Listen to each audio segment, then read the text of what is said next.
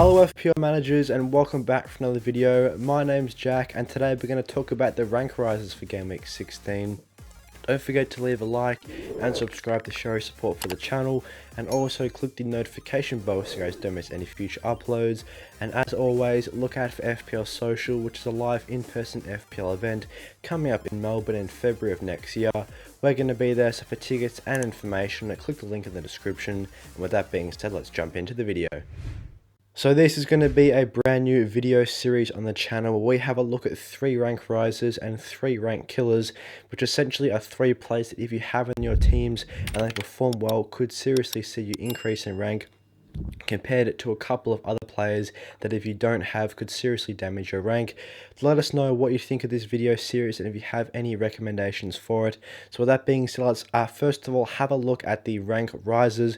Wilfried Zaha here is the first one. His ownership is just sitting at 19.7% right now, and it's actually a lot more popular amongst the top 10k to top 100k managers when compared to the top 1 million. So a lot of the top managers are looking to get Wilfried Zaha in their side. So potentially if you're outside the top 10k, could be worthwhile jumping on Wilfried Zaha. He's got a good fixture of Nottingham Forest away. He is expected to score pretty well in this game with a projected points of around 5. It is sitting at 4.8, which is actually one of the highest figures amongst midfielders in Game Week 16. So definitely a good 1 week punt to have in the squad before the World Cup.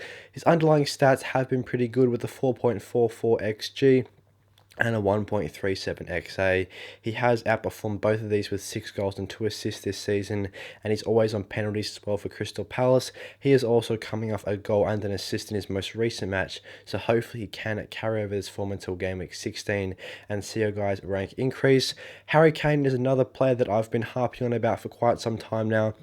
His ownership is just sitting at 25.6%, yet he is one of the highest scoring players in FPL this season, so I really like him as a good pick for Game Week 16 as well. He faces Leeds at home, which is a pretty good fixture, and I would expect him to perform it quite well in this game. He does have the highest predicted points out of any player on this rank risers list with 6.6, so they are expecting him to pick up returns in this match. His underlying stats are superb as well, with a 9.2 XG, ranking second amongst all players so far this season, only behind Erling Haaland. And his XA of 2.87 also ranks amongst the top forwards so far this season.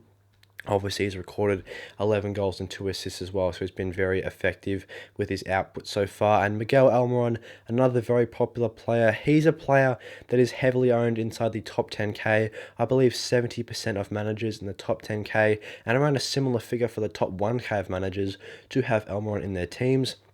That is just compared to a 30.5% overall, so I do really like him as an option if you want to push into that top 10k, top 1k. A lot of the top managers do have him, so a great way to increase your rank compared to some of the other competition. He is expected also to score pretty decently with 4.3 points in Game Week 16, but with the current form he's in, I wouldn't be surprised if he can add another goal to his tally, as he's now made it 7 goals in his last 7 matches for Newcastle. He's been in absolutely superb form. He's got himself 8 goals and 1 assist on the season, and does have some pretty good underlying stats.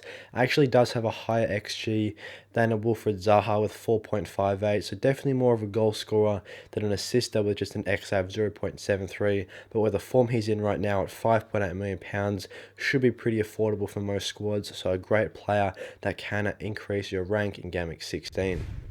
So after going over those rank risers, let's now discuss some rank killers. These are players that do have a higher ownership amongst lower ranks and could potentially see players in the higher ranks, such as the top 100k to top 1 million, potentially drop out, as these players, if they perform well, and they are expected to do so this game week, could see a rank drop as a result. The first one here is Mo Salah. He is actually slightly less popular than Kevin De Bruyne as that premier midfielder option, and that is why I do think it caused quite a big rank decrease for other managers that don't have him if he performs well against Southampton at home in Game Week 16.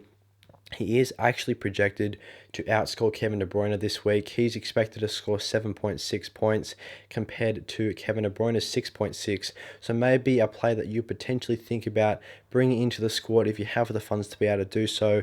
Get an extra premier midfielder in the team, or if you don't have a premier midfielder, maybe Salah could be the man to go for. He's got himself 2 goals in his most recent match, and if he performs once again against Southampton at home, I do think his ownership will rise quite significantly coming to Game Week 17 and onwards, as he has good recent form, obviously, from Game Week 15, and he's performed very well in the Champions League so far this season as well. So definitely a player to look out for. He does have the highest XG out of any midfielder so far as well, with 7.18.